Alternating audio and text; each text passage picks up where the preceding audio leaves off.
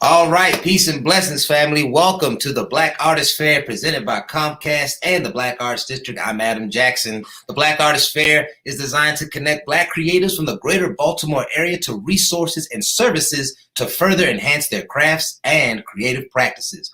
We recognize that often Black creatives have less opportunities to develop throughout their careers. So this space has been curated to provide quality opportunities for growth, to challenge the ways racism and white supremacy has impacted Baltimore's creative community, and to develop strategies to make Baltimore a more culturally equitable space. We invite you to listen for understanding and, most importantly, to build with us.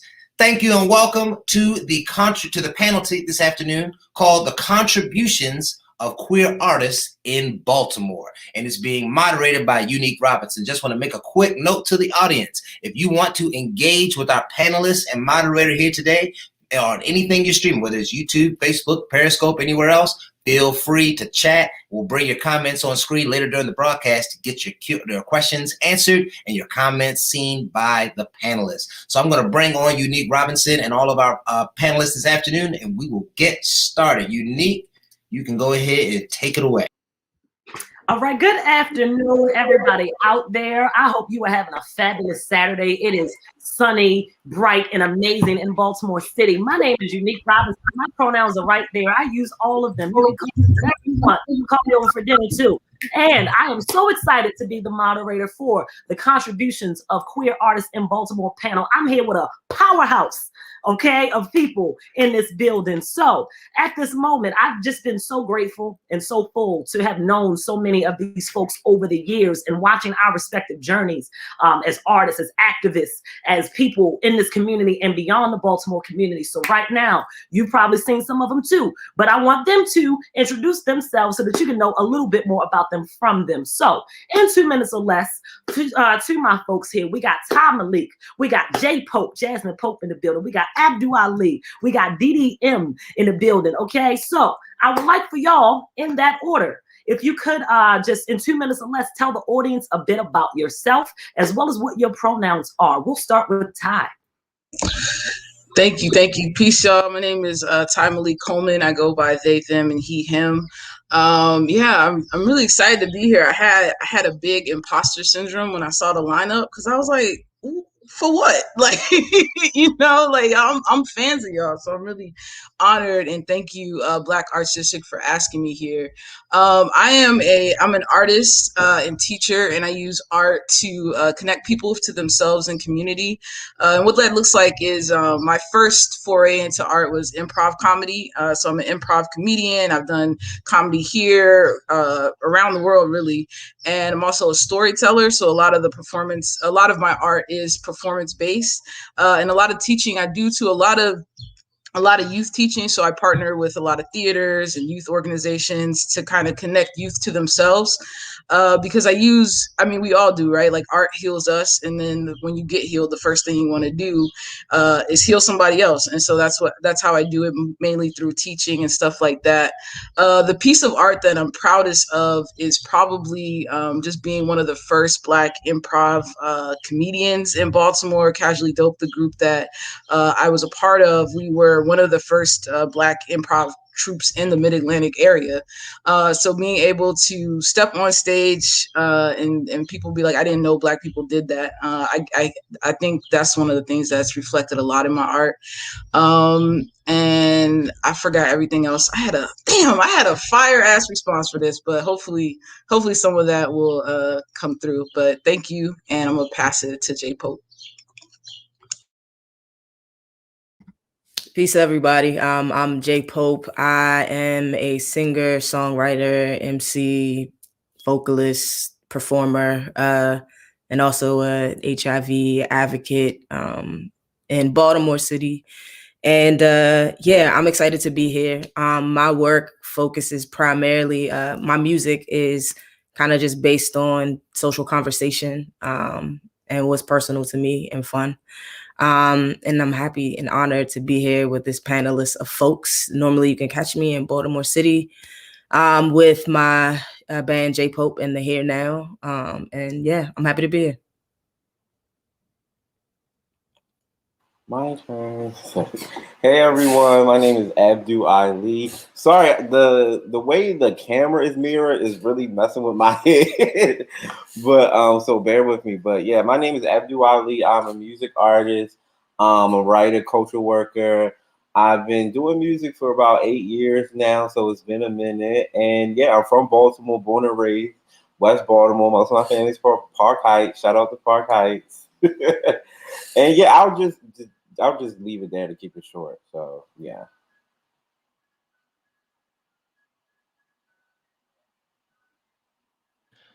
Good afternoon, everyone. My name is DDM. My pronouns are he and him.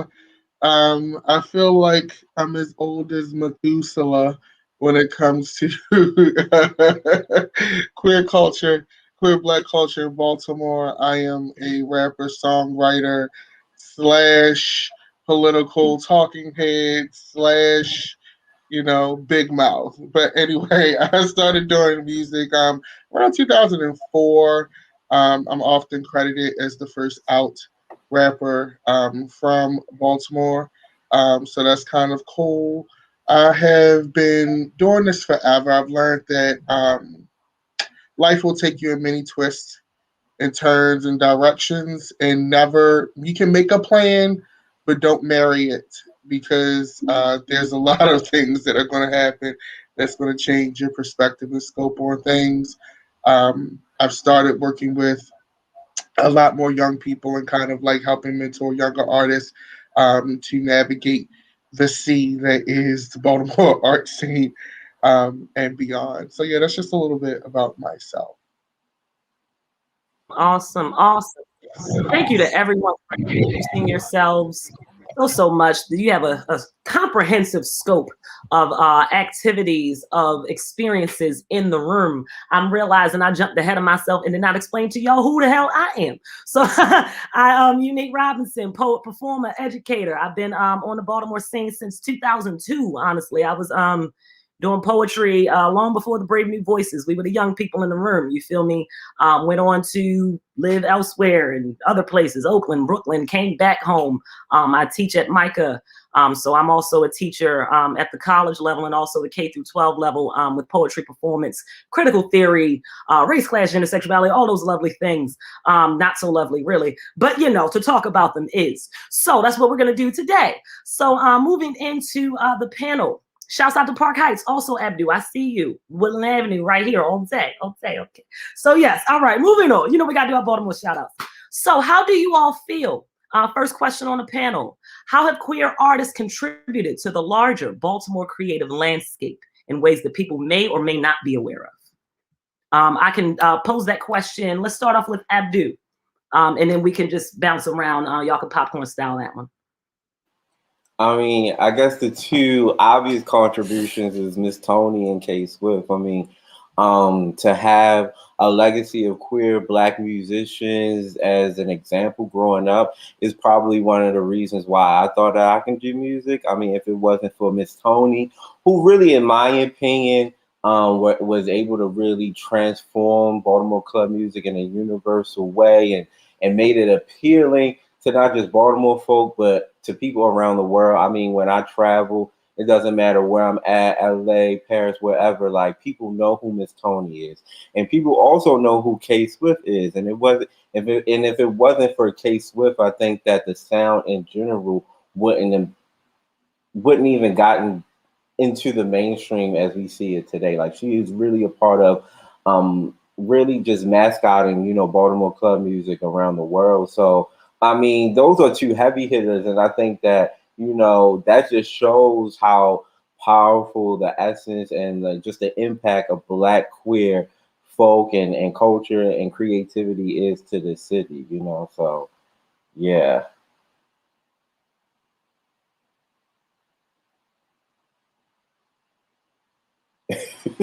Thank you, Abdu, for sharing that, y'all. I sense some deep thought going on right now. Queers are deep thinkers. So, but just curious to hear maybe from the rest of the panel, who else would like to jump in? Yeah, I was actually thinking about the second half of that question where you're talking about in ways that we don't know, because I feel like part of until recently, queerness was so subversive, you know. So it's like when you think about people who are like out, like even I think about like Miss Tony, like we knew them as Miss Tony, and then like later in life they were like, oh, I'm dropping the Miss and everything else, because it's like for safety reasons I'm gonna go and pretend like I'm straight, or pretend like I'm that. So I think one of the things I think about right now, I'm researching for a documentary, and it's like on like Black queer aesthetic in Baltimore, and one of the things I found is just like you you have to kind of like believe in, you know, like the same way that we have like our queerdar for present day, like you have like when you go back and look at history, it's like the queerdar reactivates. When I was Rooted, the Rooted Collective is a group that I'm really proud to be a part of. We do a lot with Black queer art and liberation in Baltimore City, and we were talking about that one day. We were just saying, like, when you go through your family history, like, you know who is queer based on like living arrangements, right? Like, oh, they just had a roommate forever, like this must be the queer person in my family. And when I think about Baltimore history, even though to me Baltimore is like a really queer city, a lot of the stuff that I'm finding is that like we don't know because there's like no space for them to like own that. So I claim a lot of people, you know. So if you see yourself claimed as queer, I'm not apologizing. I'm gonna claim you. Yeah, I'm similar to Ty. That was along the lines that I was thinking when I first heard this question, because, and I'm not originally from Baltimore, but just throughout, like through what I've ever enjoyed in literature and music, finding like, oh, this person openly identified as queer versus there were just queer people in history doing things that we didn't even know fully that they were queer, but were contributing significantly to whatever that art form was. And I think that it's just so dope now that like folks like Ty, Unique, Abdu, like everybody on this call, like is looking back at the history to kind of give light to those people. Like we're just discovering the richness of what Black queer folks have contributed in Baltimore City and beyond, because that wasn't a marker that we measured, right? That wasn't a thing that went in the bio unless it was like and they also said she had a longtime friend. You know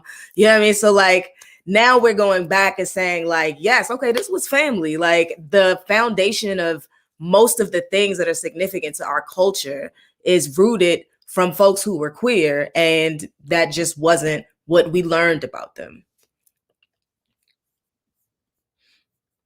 I definitely agree. I think also too, Baltimore is one of those cities, like when I look back at the years when I first started going out, it was a city where people kind of knew what you were and kind of like you just lived your life to a certain degree.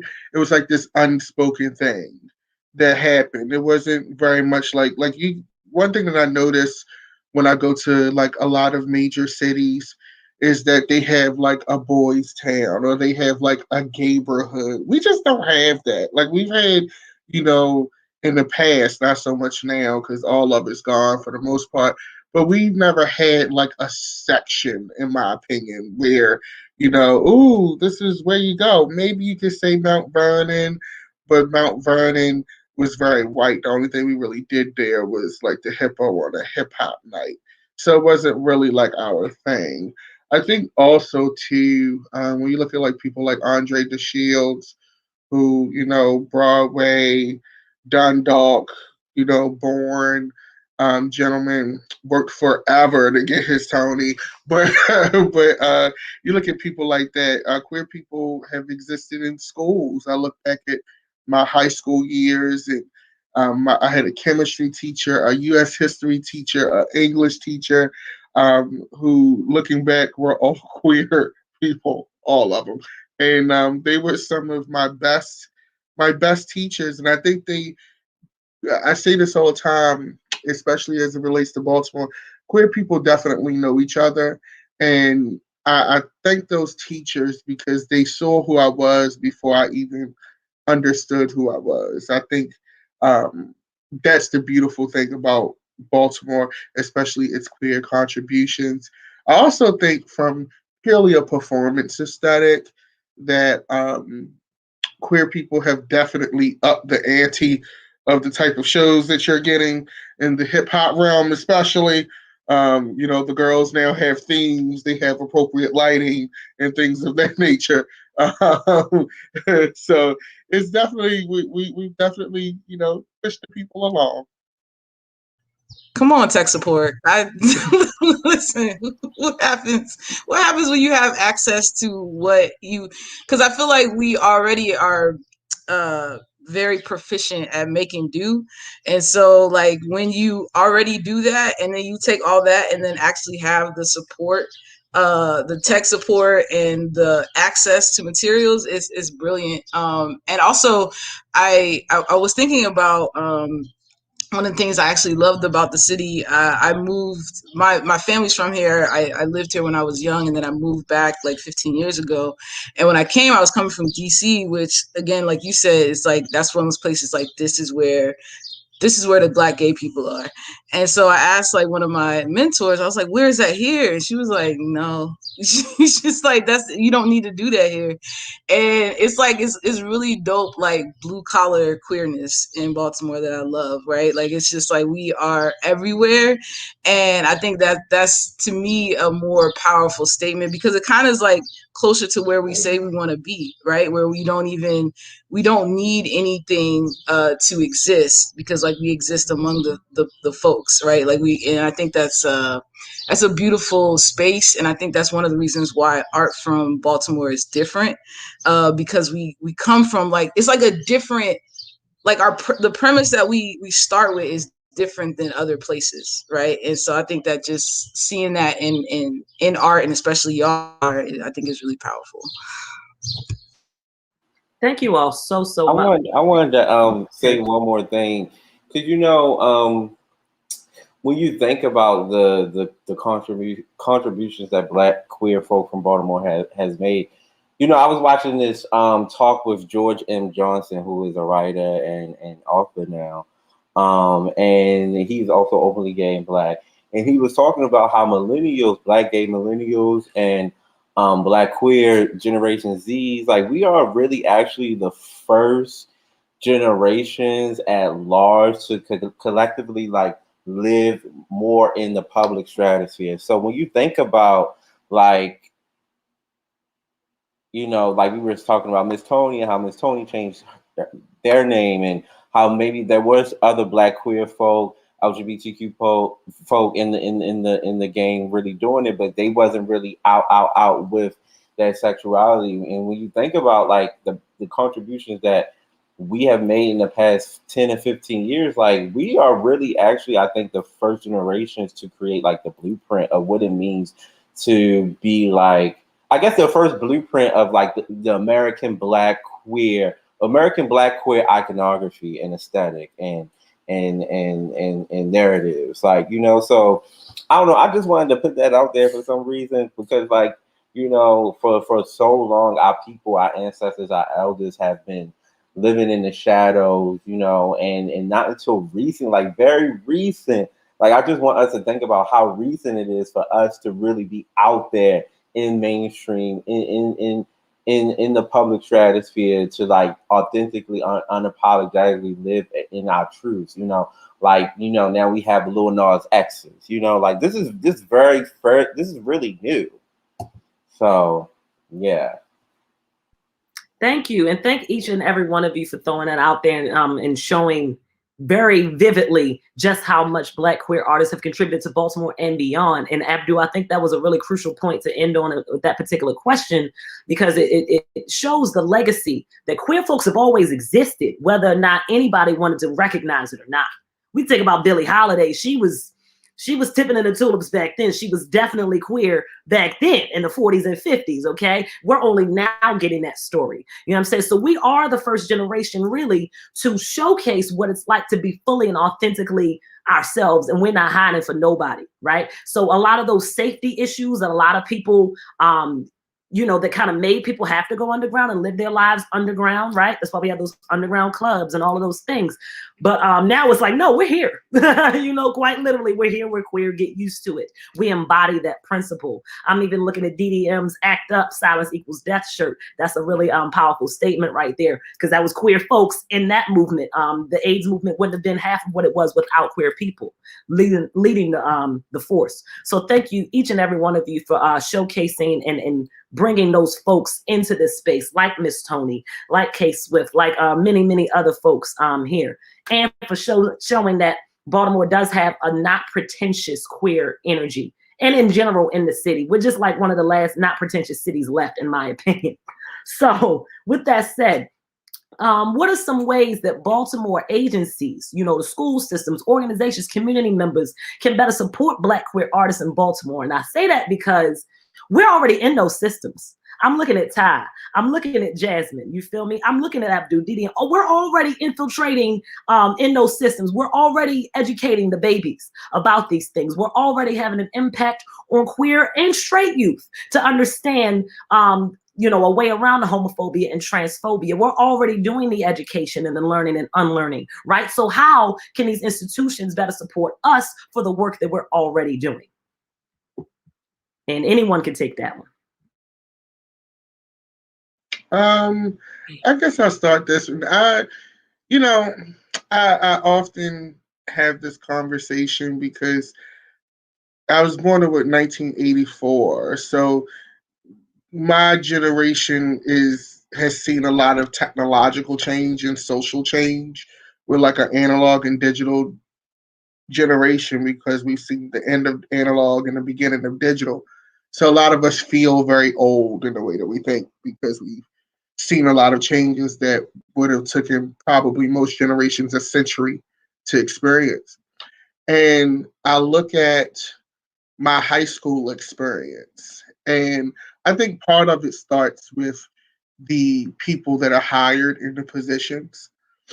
You always have your stealth warriors, like my, chemistry teacher, my English 2 teacher, and, my US history teacher. But I think definitely diversity and inclusion training is important because children can sense in school when they're being judged, and they can sense when something's not right, so to speak, right?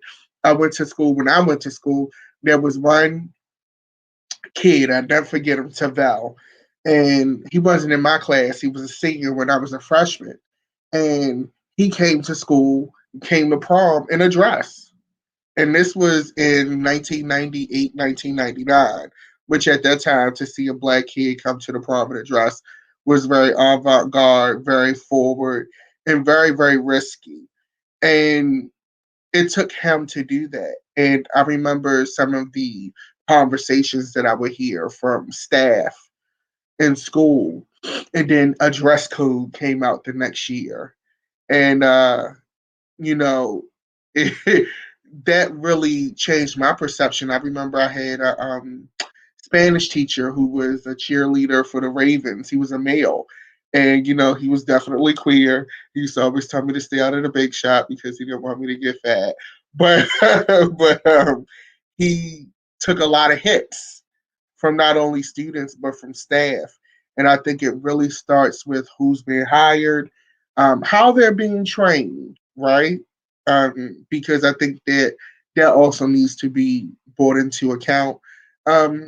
Supporting the art scene is supporting the children. So when you say Baltimore City Public Schools, making a safe space for children to truly grow, advance, and figure out who they are in life without interruption.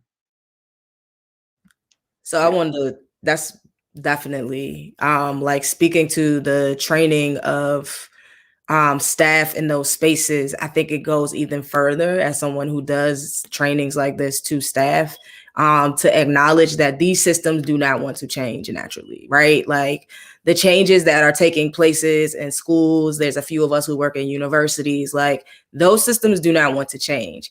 Change happens, but change happens as a result of people saying that this is not acceptable anymore. And then those systems make exceptions, right? So like systematically, all of these systems are still operating in the same way, now making exceptions for us to be in the space. And I think that if we think of it that way, we can, like, going back to the conversation we had before about how we can be out more now, right? Like, we can move differently, because even though society doesn't want to change, it has made these exceptions because we've said it isn't acceptable through protest, through whatever, through ways that impact its functioning. So for school systems, everybody does need to be trained, but we have to go even higher up and demand that those systems make more exceptions for our young queer folks, for our queer teachers who are trying to do this work in these systems but aren't able to do it to their full ability because of their administration, because of their hands are tied about what they can talk about, what sexual health looks like for young queer kids in school versus kids who are heterosexual or who are cisgender. I think, like, it just goes so deep. I could go on for days about how a system is never really safe because it's just exceptions. And we can see with trans laws now that they can take those exceptions away. And so we just have to be very diligent. I challenge those systems to change, but don't really have faith in it. I challenge us to continue pushing those systems to do more.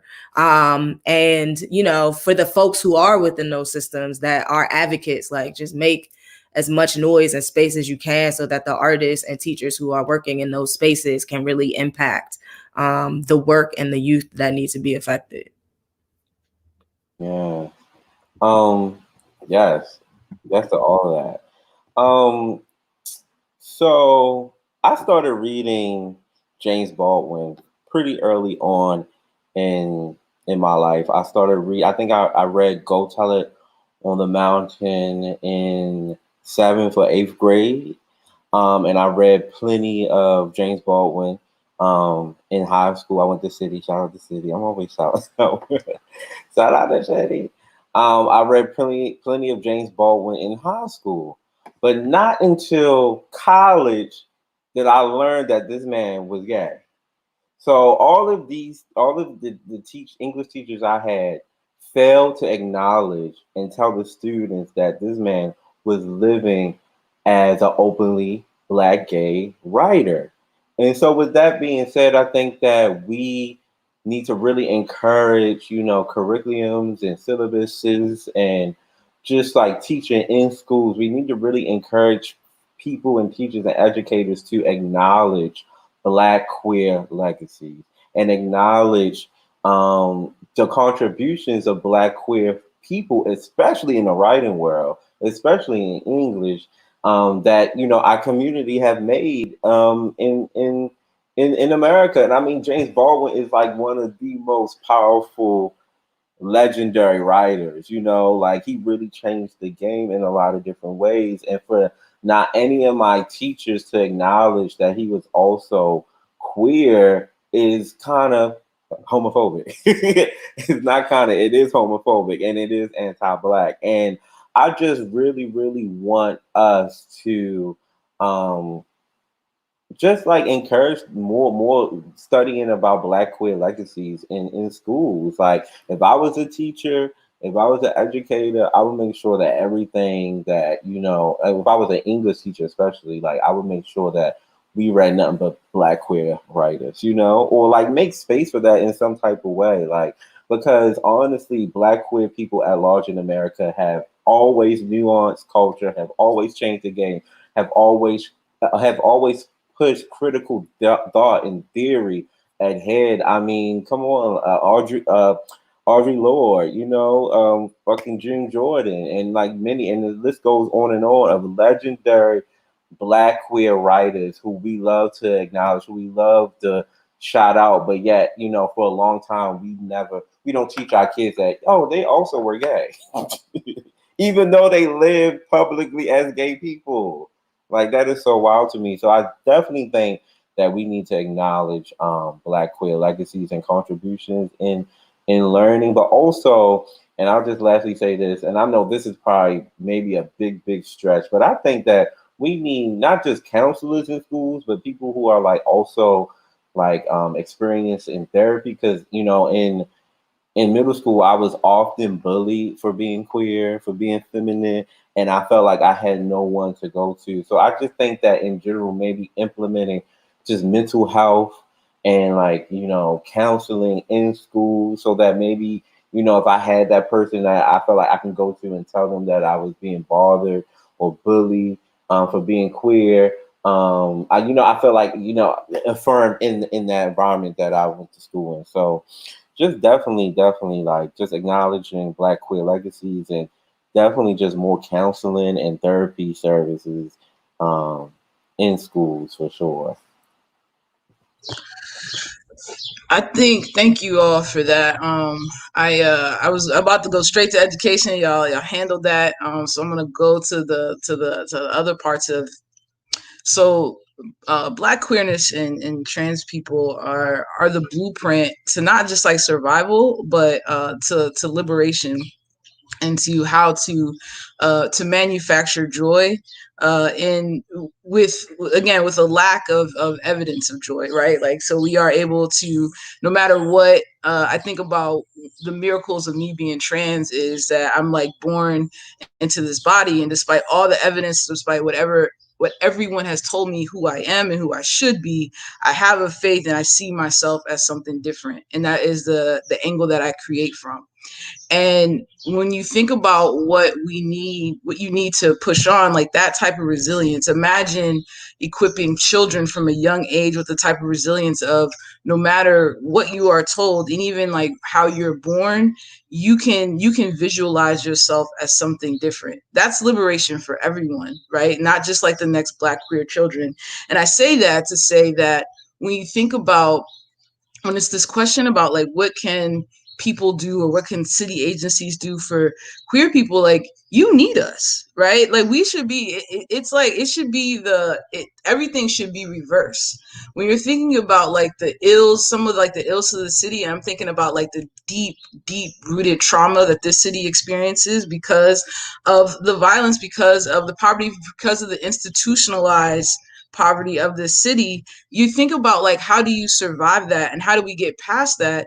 And then you look at Black queer and trans people, and you look at us and like, how do you do that? Like, how do you create? How are you an artist when you think about everything it does to create, everything it takes in us to create, right? Like, creation is divine, right? You have to have space to create, and to have space despite everything that's around you, to make space to create, is a miracle. And so when you look at like, what do you want to equip children with? Don't you want them to be miracle workers and not look for someone for a miracle? That's what you would want, right? And so when I think about what can we do for Black queer artists, I'm like, you need to see that we are the ones that are doing it already. So what you need to do is just get out of our way. You need to ask, let us become a blueprint. We're not Black queer artists, Black queer people. We're not an auxiliary. When you give us space to speak and to create, you're not doing us a favor. You're enriching your lives. And so being taught as like a fundamental part of like, this is we are inextricable from the history of this country. You're inextricable from the culture. We are essential to that. So that being taught all the time should be the base. And so when I think about people who think that it is some type of like, look at what I did, I asked for your pronouns, I'm like, I'm doing my presence here as an anomaly, right? As like this mathematical impossibility is a favor. And so so when I show up, greet me like that, right? Don't greet me as this something I did for you. We are royalty. Like, we are like that is how we should be greeted. Like, when you interact with a Black queer kid, you should be in awe. You should sit down and look at that kid and be like, how are you doing this? How are you in this classroom? How is everybody making fun of you? How is everyone talking to you, and you still show up femme?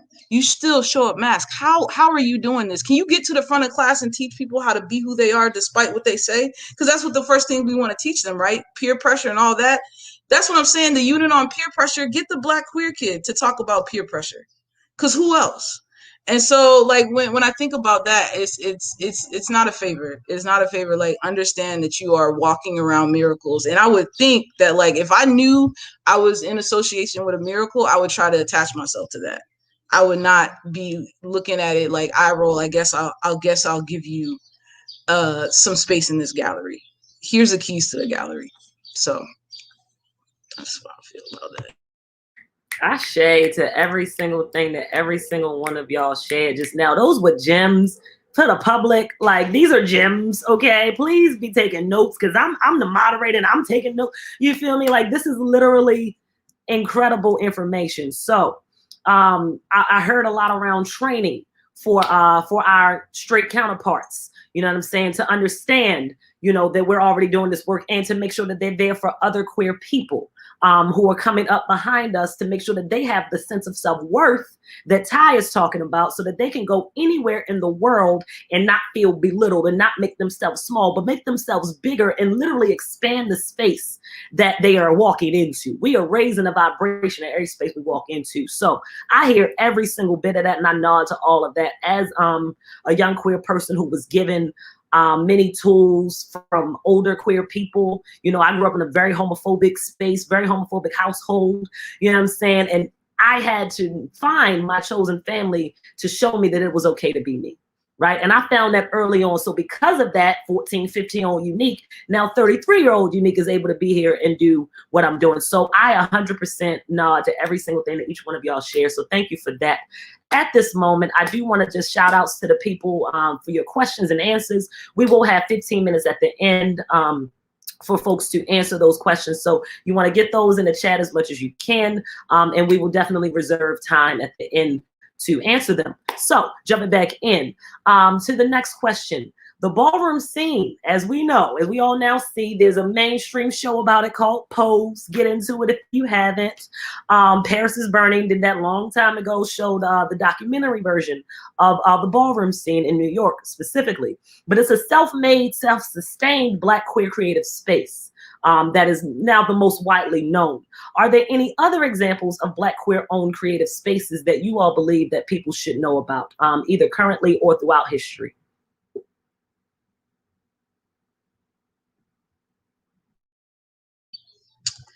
I think one, I mean, the ball scene is like one of when I think, like, I remember the first time I watched like Paris is Burning, and I was like, I didn't know we could do that too, right? Like, I didn't know we could just create our own thing. And I still watch that when I forget that I am a miracle, like, I watch that and be like, okay, that's what that looks like in action. One of the things that I actually looked up, I'm doing research. I'm part of this group called BBQ Art, and we are currently working on like creating space for Black, queer, and trans artists in Baltimore. And so the first thing I did, I was like, I don't want to build something if something's already built. And I looked up, so I was just like, Black, queer, space, Baltimore. And honestly, Abdu Ali was the only thing that popped up. It was just like all the work that you do, like, as far as like a space for that art, right? Like, we are all artists, and I feel like any space we are is a space for Black queer artists, but like actually having a physical space that we're dedicated to and like nurturing that, I think is like it's so rare, because often what happens is that we are given, like I said, a night, right? We're given a night, like, hey, it's gay night, so whatever you're gonna do, and we'll find one like curator, and they become like the gatekeeper to that. And so I think about like the spaces actually become our performances, right? Like, I've gone to a DDM show, and that is home. Like, I'm at home because we're all there to support that, right? Like, I go to J Pope in the Here and Now, and I'm dapping up so much fam, right? So much fam is there. And I think that like as like out Black queer artists, like that space, when we like, I feel like when we perform, like, that's our space. When we have a show, like, that is the Black queer space, because it's like a magnet and a light. Our art becomes lighthouses to like gather the folks. And I think that is something that, you know, we should honor with each other. Yeah, I was going to say that it gets really difficult when it comes to Black LGBTQ people owning space, because often I feel like Ty was saying, like we are like giving space that's not permanent. Like we're often giving space to even sometimes like make spaces better. I think that often people use Black queer essence or Black queer art and creativity to make themselves more shiny. And often, our spaces are transient and ephemeral, and when it comes to creating space, I feel like it's more of a spiritual thing, like a spiritual or spiritual or psychic or metaphysical space that we are all galvanizing and collecting together, that lives in all of our consciousness, and versus like permanent space. Because sometimes, creating permanent space can leave us to be targets for violence.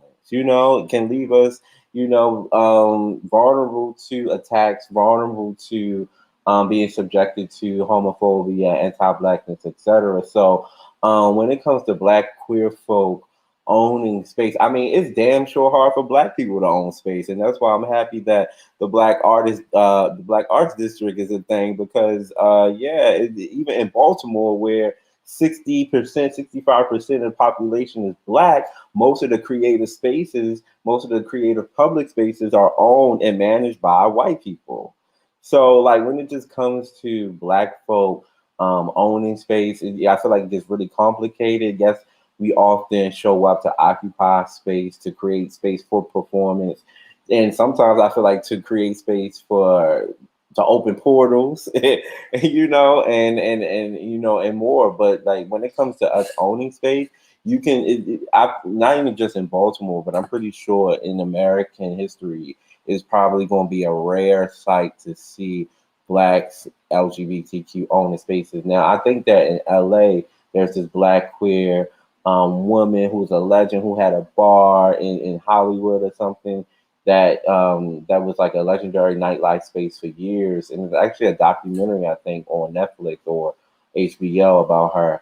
But like, yeah, when it comes to us owning space, it gets really complicated. But I think moving forward, I think that this is a conversation that comes up often, and I hope to see more Black queer owned spaces for us because like often we get nights to turn things up, but we deserve more because we is the magic, no shade. We bring the fire. So yeah.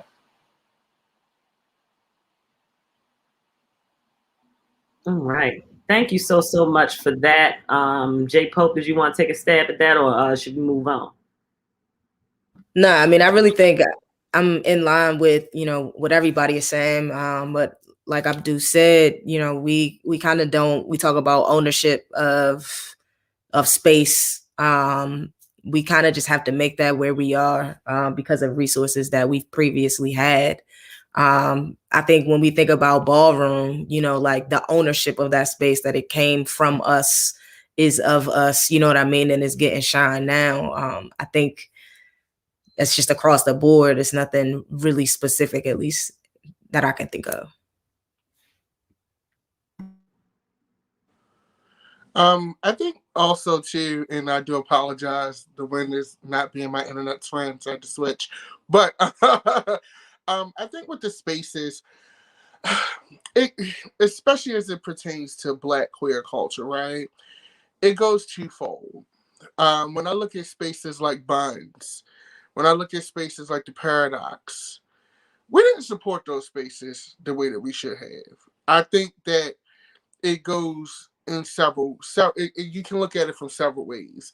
I think you have spaces that I think, as far as their aesthetic, outlived their time.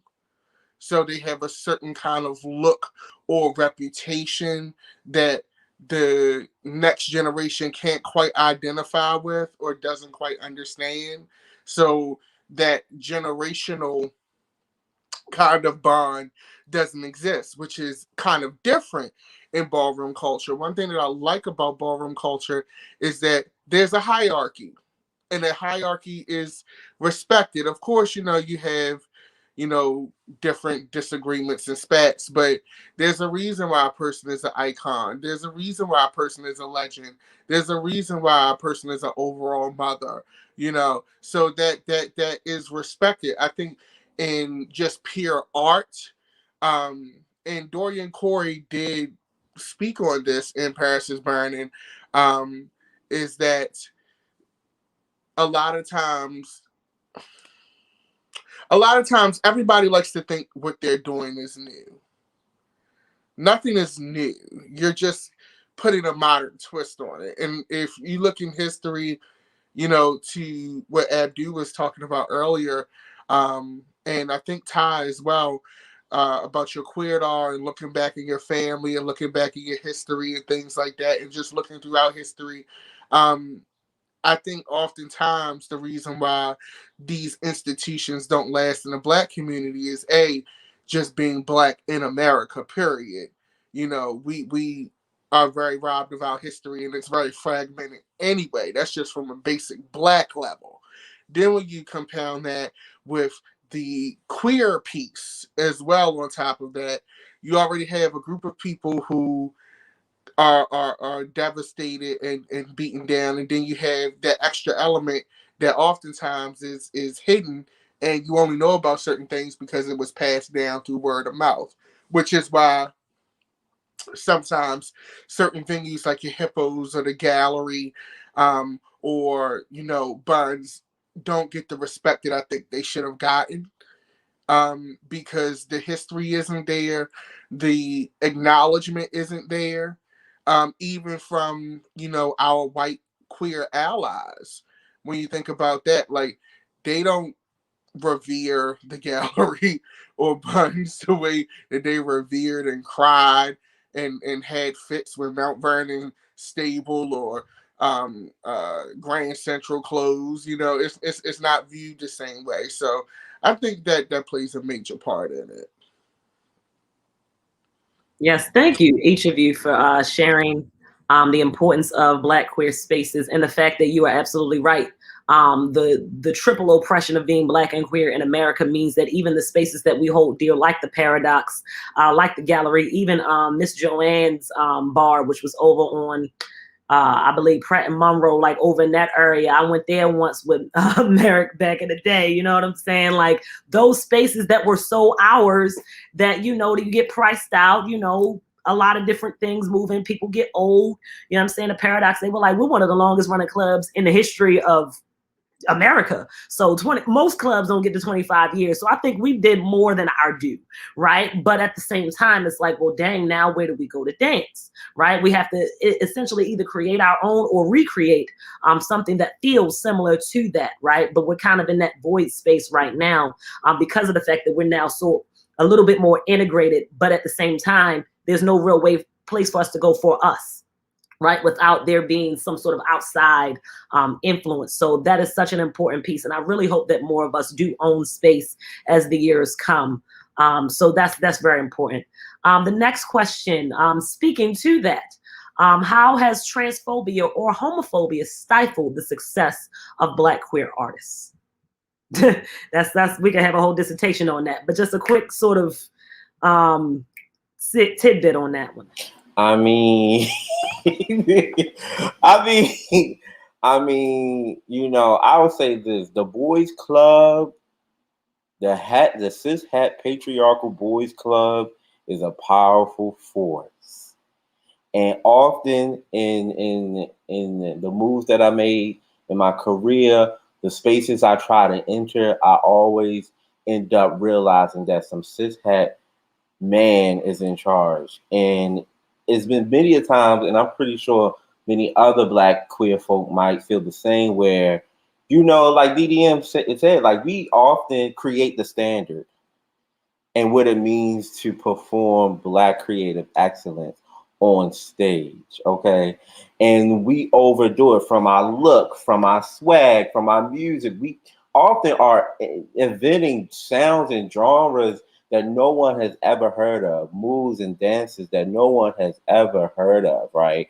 But yet we will get overlooked or overshined by a mediocre cishet man. Plenty of times. And that goes beyond creative industries. That's just the world. You know what I'm saying?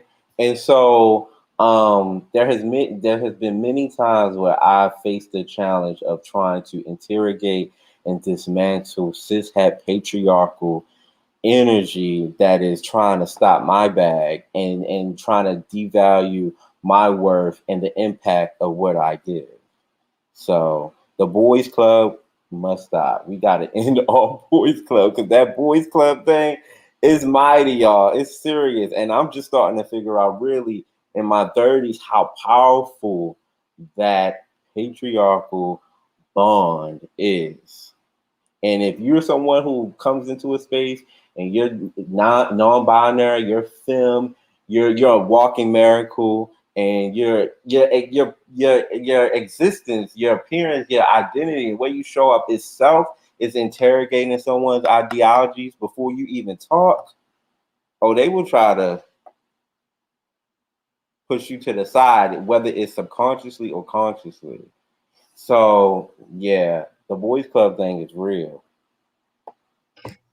And I think half of this business in terms of being an artist, like whether you're an artist that's like whether you're trying to get to the next level or if you just are like making music to make music and you want to book shows, it is constantly of figuring out you're showing up in multiple ways, right? Like in all of these spaces, you have to sell yourself. And usually the person that you have to sell yourself to is a cis het, most times white man or black person. And then all of your intersecting identities and how you are doing that, right? Like I think when I first started making music, for me, that was like a, like how do you show up? It's like you MC, you're a singer. Like, do I go in with like, like, how, you know what I'm saying? Like figuring that part out, this consciousness that you always have to figure out what is going to be best for your next business move. And then as I like started working more in music and realizing how dope I was and that I didn't need to, like, it was what it was and I was going to be who I was going to be. And like Ty was saying, like, if you want your space enhanced, then you will engage with me. Like, it just really is that simple. I'm not changing anything for anyone.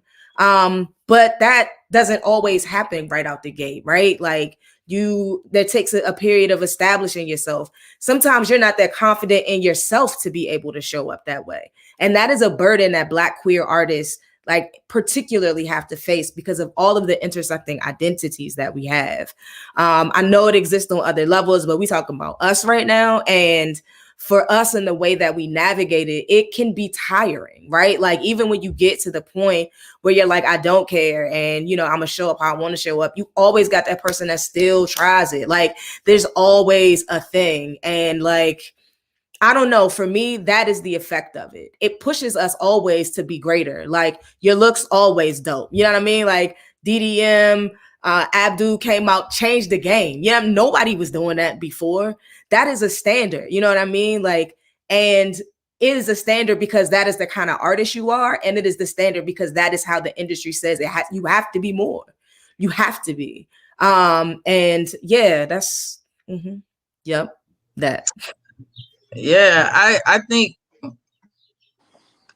that one of the ways that it really is really crushing, how pervasive white supremacy is, because I think about like this scarcity belief, right? This belief in scarcity, like there's only so many resources, there's only so much money, there's only so many spaces that are available to us. And if like going in with that mindset, it just changes. Like when you believe in abundance, like how you create is different than if you believe that you have to fit into this little piece. And worse than that, I think the worst part is that I have to compete with my family in order to get it, right? Like believing that we all like some rats fighting for crumbs. Like to me, that is like that's a dream torturer right there. And I think that one of the ways that homophobia and transphobia shows up is that like it actually has you believing in a scarcity mindset. And I think that's just like so harmful. And it does push, I feel like it's twofold, like both of y'all were saying, because we have to be excellent in order to show up. It does push us to a higher standard, and it does mean that our art is better, right? Like that's one of the things I pride myself in. Whenever I step on the stage, I know it's going to be excellent because I can't allow anything else to happen. Ever since I got to talk when I was little, you have to be 3 times better, right? And then the queerness added a 4th, and then the transness added a 5th, you know? So like I have that. So I'm gonna go 5 times harder naturally. But I think the other thing is that once we get there and once we actually believe something different, we have to talk to each other and understand that like sometimes we harm each other because we believe what they tell us about scarcity. And like if we believe that, like DDM saying, like if we don't support our spaces because we're still looking for validation from their spaces. So we think we think making it means that I'm on their stage. But what if we flip that, right? And I'm gonna shout out BBQ Art again. But what if we flip that and like what if our stage is the thing that we're trying to attain? What if like that's our excellence? And so I think looking outside, looking at validation, we all did it. We all did it. I get that. And I think that what we have to do is like be transformative, be reconciling in that, and realize that that was a harmful thing that we believe.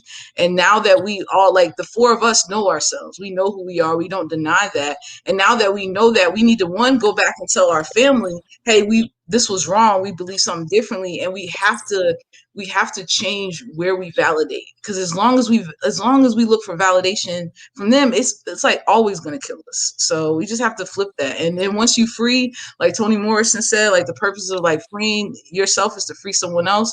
Like we got to go back and like free the rest of the family around how we see ourselves and how we show up in this world. I couldn't agree more. I think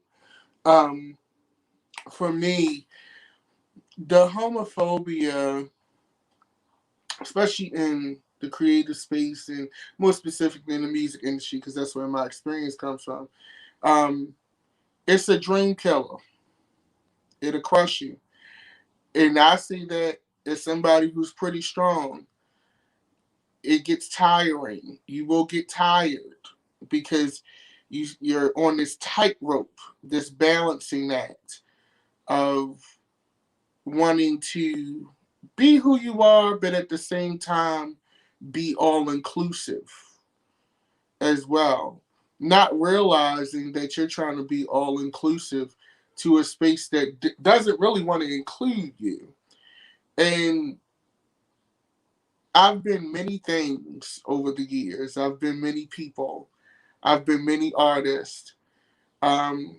Because I always found myself going back to the drawing board and saying, okay, well, this doesn't work, or maybe if I tweak this, and then you'll start to second guess your actual talent because you're like, oh, that mix could have been better, or maybe the show wasn't really as good as I thought it was. And then you start to look at your stuff with, it's almost like the creative equivalent of body dysmorphia. And you start to, you get sad, you get depressed, you start to gain weight. Funny story, I sat in the office, huge record label and management company, global. And, we often, they always say this, and I've had even queer people say this, and queer bisexual women, most notably. And that's not to throw the shade, but if we're gonna have a real discussion, this is the facts.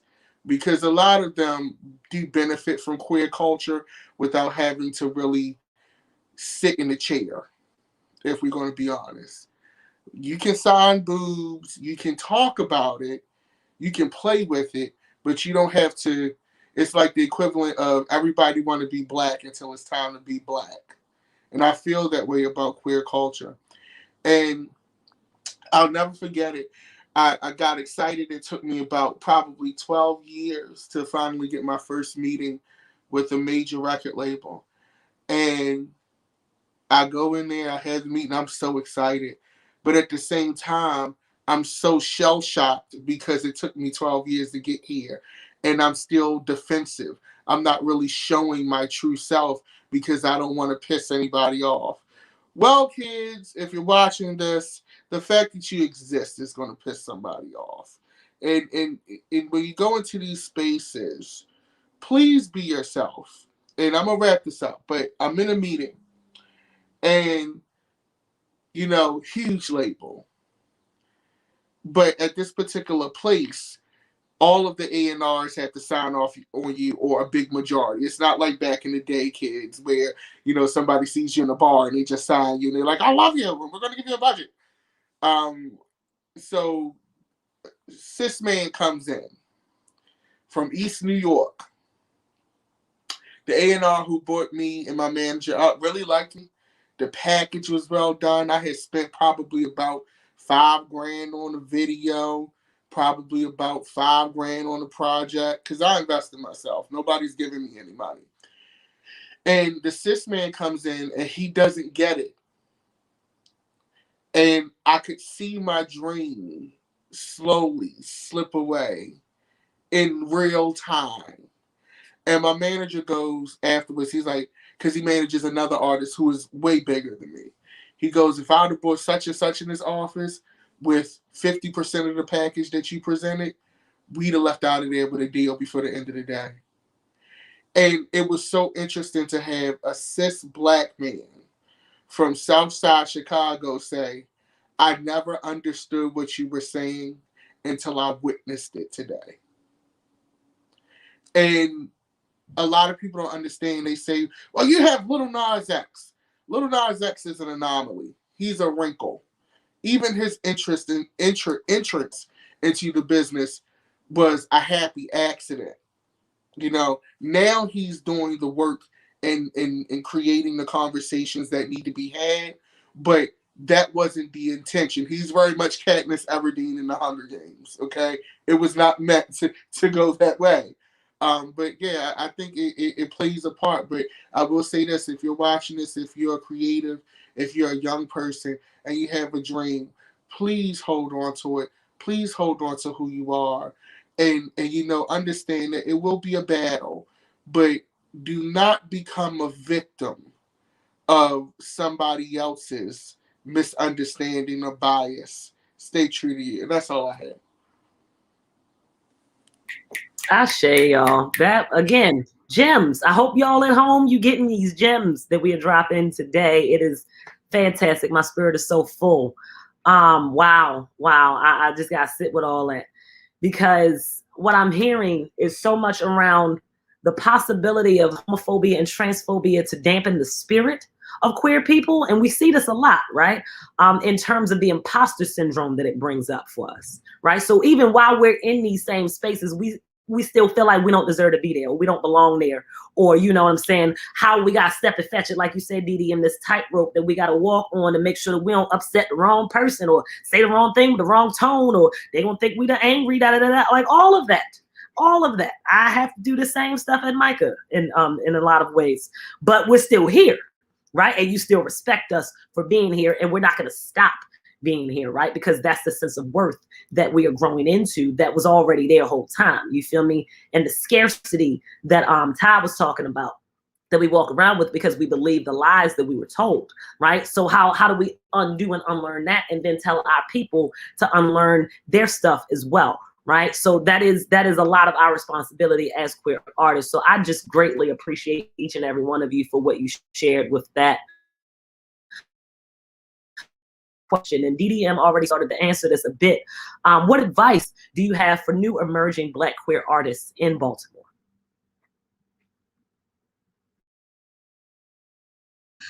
I would say, just much like what we said on the panel about our journey, one, do the work. Like everything we said about like excellence and everything else, like, yeah, it might not be fair that it has to be that way, but it is that way. Like you, and plus as an artist, you should want to invest in that anyway.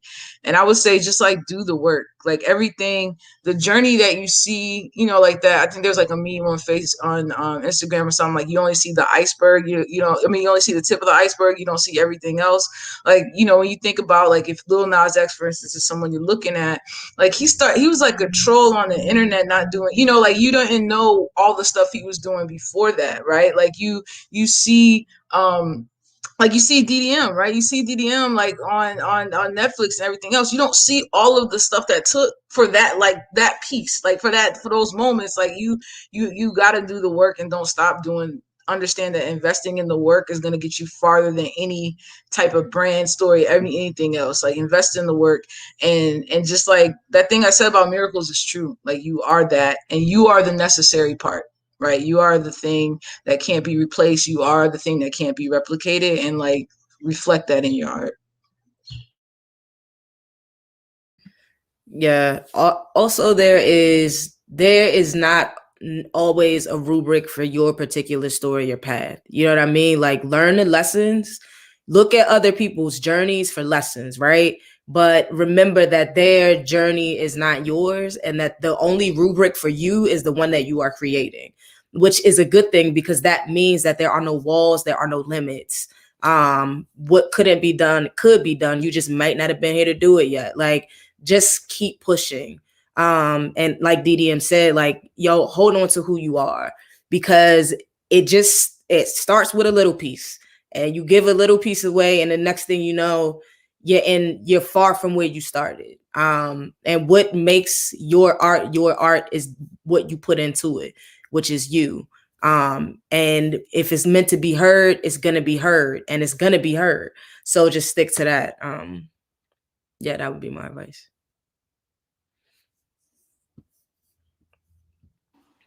What's the question again? What is some advice that you could give to emerging Black queer artists in Baltimore? Oh, okay. Yeah. So, I mean, there's a lot of things that I wish I've learned, which have known in the beginning that I know now. So definitely study, study, study, read, read, read, get information, not just from your peers, but from elders and people who've been doing it for years, especially people who have been able to sustain and have actual longevity, you know. Get just soak up as much knowledge as you can. But I also want to say, just to keep it 100 and just to keep it real, like, realize the beast that you're dealing with. You really have, because DDM's story made me think of this, because often in the beginning of my career and in the pursuit of trying to be an artist, I was pretty naive. Like, I knew that, people are anti-black and homophobic and racist, but in the beginning, because we are taught that if you just work hard enough, you'll secure the bag. You'll secure the bag. You'll get the opportunities.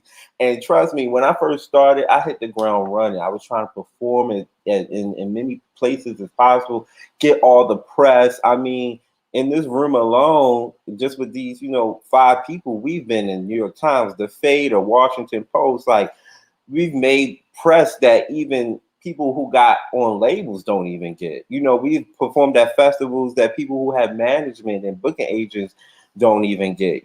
So, like, just really, really realize the belly of the beast that you exist in, and realize that, I mean, this might be harsh to say, and I'm not saying that you have to play their game, but realize that you are in the game. We are not. We are in America.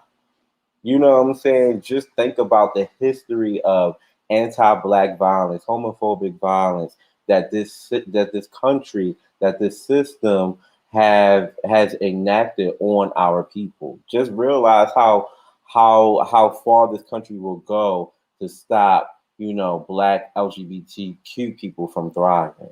And I wish I realized the beast that I was dealing with in the beginning, because I feel like I would have avoided a lot of nonsense. So just realize that, yeah, hold on to your dreams, and stay authentic, be original, and just create your own standard, create your own rules, but realize that the boys club is real, and that it's gonna be hard. It's gonna be a lot of times where you cry, you want to give up, you want to quit, and you don't want to continue to do this thing because the oppression is just too much. But, like, yeah, just realize that you are not dealing with something that is for us at all. And I would say, to Abby's point, living your superpower, living who it is that you are, but also too, don't look down on your siblings or your family superpowers either. I think that sometimes, especially being a quote unquote butch queen, you kind of put yourself in a hierarchy of gay culture, and not realizing that, quote unquote, everybody's oppressed. You just have a closer seat to master's house, so to speak, as far as your physical aesthetic is concerned. Even amongst gay culture, I know it's going to be hard to navigate because we deal with that hierarchy in gay culture, but understand that you're all facing the same fight. Also, to be real with yourself, if you really got it or not, if you're really talented or not. Maybe your gift isn't in what you think it is, it may be in something else. So be real with yourself, be supportive, um, and be the person that you wish you had. Be the person that you wish you had. Yep. And focus on your strengths and not your weaknesses. I know that's cliche to say, but what Gideon just said made me think of that. Like, really focus on what you do have, the community that you do have around you versus what you don't got and what you're not good at. Because I wasted a lot of time dwelling in that stuff too. Just focus on your strengths versus on your weaknesses. That's a major point, Abdu. Thank you for sharing that. And thank you, each and every one of you, for the advice that you gave. Because, yeah, I know a lot of young folks feel like they got to come up and be famous immediately. Instant gratification culture is real thanks to social media. But we see that it's a progression, right? So thank you for that. Thank you. At this moment, we are going to take our questions from the folks out there in the world. A couple of y'all had some questions, so I would love to hear them. Let me see. Camille Williams asks, what would you say to parents whose children have not fully disclosed their truth? I don't want to appear unsupportive by not acknowledging, nor do I want to appear pushy by assuming. I want to be open and loving toward my child. So maybe a couple of folks can take this one, unless everybody got something to say, I'm sure. But let's just hear from a couple of people. I will say that your children are excellent observers, and they are watching like how you interact with the world. And a lot of people think like if I just tell my child that I'm accepting of them, they'll believe me. But the child is like, as me as a queer kid, I was fearfully watching to see where I would be safe. And the way that I based that on, it wasn't enough for someone to say that. Like, I had to watch how they were interacting with the world. So if you are not interacting in a way that makes a child seem like, oh, this is a person that is accepting of other people, and like, how do you receive an idea that's different from the idea that you already have? Even something that simple, like how you deal with that. Like kids are just like, they're just sponges, and they're just like looking for evidence of safety or not safety. And so it's not enough to tell your child, you can tell me anything. Like, you have to handle anything well, and then they watch how you interact with the world. So I agree 100% with Ty as a queer person and also as a parent, in that the way in which I walk in my queerness tells a story to my son about how I feel about myself and the world around me, right? And what I deem to be acceptable. We were in a barbershop one time and someone used a derogatory term. Normally it's a lot of nonsense that happen in a barbershop. Usually I'm gonna let y'all do what y'all do, but I was like, listen, man, look, my son is here. And that is a term that is not acceptable. That is just a way that you kind of have to show up. Your kids see that. And, I think that shows that the acceptance, it's not just accepting your child, right? Like, that's great to accept your child, but it's to accept the idea of being queer, and how that functions in the world and how you see that. It does an amazing amount. If my mother would have kept, or if parents keep their kids out of spaces where things are happening that don't affirm who they think their kids are, right? If you're in a church and your church is consistently speaking against gay people, if you're taking your kid there, that's telling a story, right? Like, so we have to do the work. And when your kids see you doing the work, then they will find you to be a safe person. And then when they're ready to come out in their truth, you will be a space that they feel like they can do that in. Ashe. Thank y'all. Thank y'all for that. I really hope those were very comprehensive answers. I hope that helps you, Camille, in that. Erica asks, how do you persevere when someone tells you there's not an audience for what you are doing? I'll take that one. Wow. I'll say this. There's not an audience that they can see. Okay? What you need to do is cultivate that audience and show them that that audience exists. And you're not showing them for them. You're showing them for you. Okay? You need to understand, because I'm going to tell you, when I got, excommunicated from the hip hop scene here when I came out, I had to go find a different scene. And that scene was a coalition of ragtag MICA students, homeless artists, gay people, you name it. If you're gonna pay the $5 to get in, then guess what? We perform it. And that's what you do.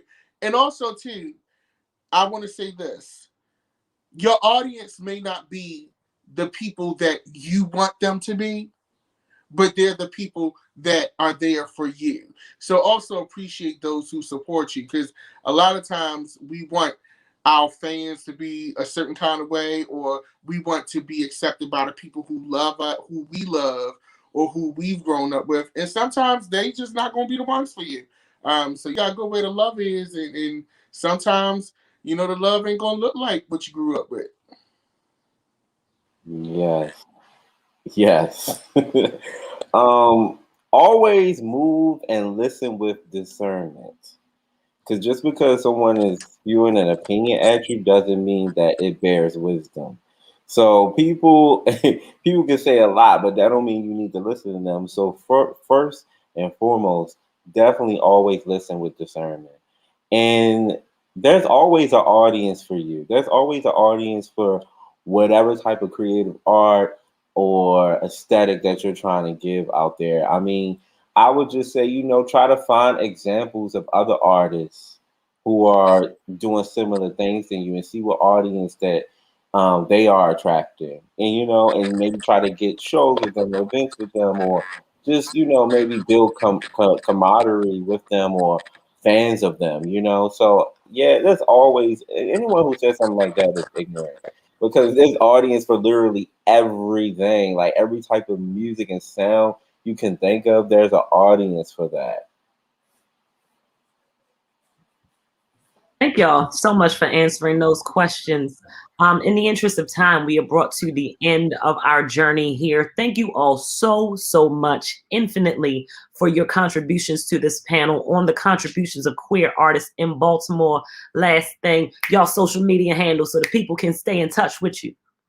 Let's start with Ty. Button was so far away from that mute. Yeah, I'm Ty Coleman or Tyology on most things. And tycoleman.com events if you want to just check out a class or an event I'm doing. Look forward to linking with you. Thank you. Sorry. You can find me at JPope Music for most things. Also JPope and theherenow.com. Usually keep pretty updated with shows and things that are happening. I mostly be on the gram. I'm not on TikTok just yet. It's kind of overwhelming for me. I guess that's what TikTok makes me feel like I'm old. Okay. So yeah, hit me up on the gram, Abdu__Ali, or you can check out my work at abduali.com. And you can find me everywhere at Dapper Dan Midas on Twitter, Instagram, the whole lot. Also, too, if you want great political commentary with a friend, you can find me on youtube.com/Secretary of Shade. Thank y'all so much. And I can be found on Instagram as well That's Uni the Looney, UNI, THALUNI. Again, UNI, THALUNI.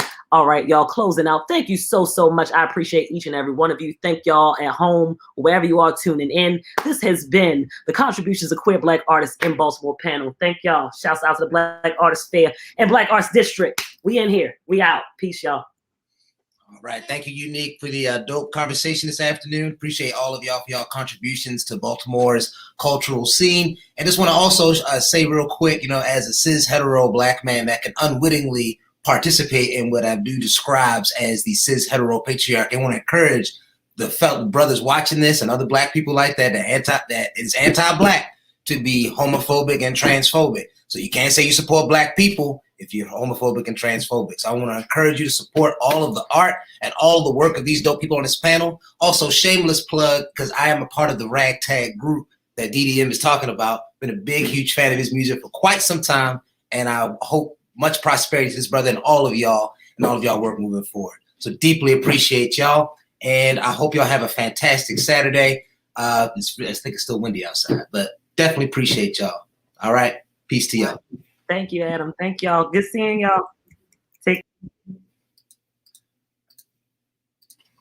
All right, people. So that wraps up the final public panel on the Black Artists Fair. Thank you so much for participating here this afternoon. Again, that was the Contributions of Queer Artists in Baltimore, hosted by Unique. And I definitely appreciate you for tuning in and being with us, being locked in with us all weekend long. We're going to still be continuing tomorrow, but this is my last panel for the Black Artists Fair. Before I go, though, I want to make sure to encourage you to fill out the feedback form, the activity survey link, tongue-tied, but fill out the activity survey link for the Black Arts District. When you fill out that form, it'll help us understand if you found this panel useful, if you found it to be helpful for the work that you're doing, not just in Baltimore, but anywhere you are for Black creatives. We want to also encourage you to follow the Black Arts District on Twitter at _official_BAD and Facebook and Instagram at official Black Arts District. Continue to enjoy the Black Artists Fair. We still have a few more seminars coming up soon, and I want to make sure I pull that up on the screen for you. You have not seen the other beautiful sessions that we have had available. Make sure you go check out the social media handles you have on your screen at official Black Arts District on Instagram and also on Twitter at _official BAD. And also, if you want to get a full schedule of the remaining events that are happening all the way to Sunday, you can go to blackartsdistricts.org/BAF. schedule. Deeply appreciate y'all for continuing to support Maryland's first and only Black Arts District and the 2021 Black Artists Fair. All right, appreciate y'all.